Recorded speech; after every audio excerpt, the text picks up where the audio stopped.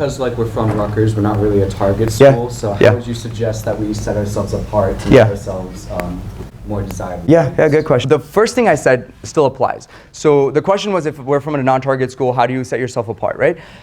The first thing that I said about your introspection on kind of what the careers you want to do, that's all in your control, right? So I think you taking the time out to figure that out. I think the second thing that comes to it is you are in some ways like both bound and not bound by the types of firms that come into campus. So take advantage of the depth and breadth of firms that come to campus and really go through that recruiting process. But I think what's unsaid is like I would spend 50 to 60% of your time on your own, developing your own networks. You're developing kind of a game plan of how you're going to approach what it is. So let's say you have a target that I want to target a junior year internship at X, Y, and Z. It's a good target to have. So in order to like get to that point, like what do you need to do your sophomore and freshman year in order to get there, right? So you start from there.